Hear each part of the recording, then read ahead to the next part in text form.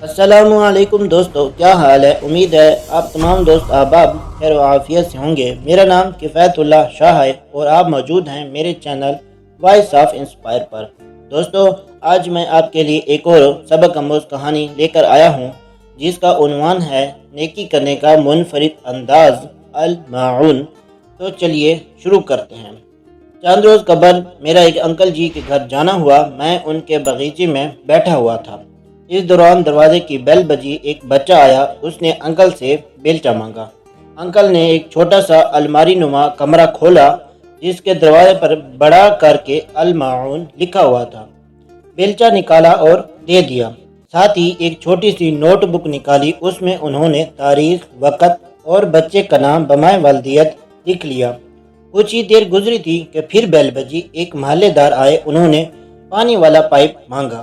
Uncle نے پھر سے وہی کمرہ کھولا اور پائپ نکال کر دے دیا اور نوٹ بک پر ان صاحب کا نام بھی لکھ لیا۔ میں یہ سارا منظر دیکھتا رہا۔ پھر ہم ظہر کی نماز پڑھنے چلے گئے۔ جب نماز پڑھ کر واپس آئے تو ایک لڑکا کلہاڑی اور ترنگل لیے منتظر تھا۔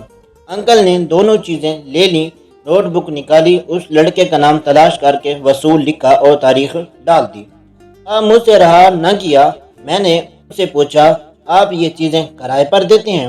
وہ مسکرائے اور بولے، یہ سب چیزیں سارے محلے والوں کو ضرورت پڑنے پر دے دیتا ہوں اور میں ان کا کرایہ بھی نہیں لیتا۔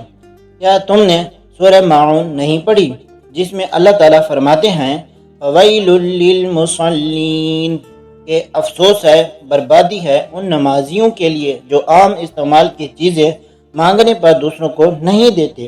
تو بیٹا، جب سے مجھے یہ آیت سمجھ آئی ہے میں نے یہ سٹور الماعون بنا دیا ہے اور ساری عام استعمال کی چیزیں، کلہاڑی، کدال، بیلچہ، کسی، ہتھوڑا، پائپ وغیرہ ساری چیزیں یہاں موجود ہیں۔ اب محلے میں جس کو جو چیز ضرورت ہوتی ہے وہ آ کر لے جاتا ہے اور میں نوٹ بک پر اس کا نام اور تاریخ ڈال دیتا ہوں اور جب چیز واپس آ جاتی ہے تو وصولی ڈال دیتا ہوں۔ اصحاب گرامی، مجھے انکل کا یہ الماعون والا انداز بہت پسند آیا۔ آپ کو نیکی کرنے کا یہ انداز کیسا لگا ہے کمنٹ میں ضرور بتائیے۔ ویڈیو پسند آئی ہے تو اپنے دوستوں کے ساتھ بھی لازمی شیئر کریں تاکہ وہ بھی نیکی کر سکیں اور آپ کو صدقہ جاریہ مل سکے۔ ویڈیو کو لائک اور چینل کو سبسکرائب ضرور کیجیے۔ پھر انشاءاللہ ملتے ہیں ایک نئی سبق آموز کہانی کے ساتھ۔ تب تک مجھے دیجیے اجازت اور اپنا رکھیے بہت سا خیال۔ اللہ حافظ۔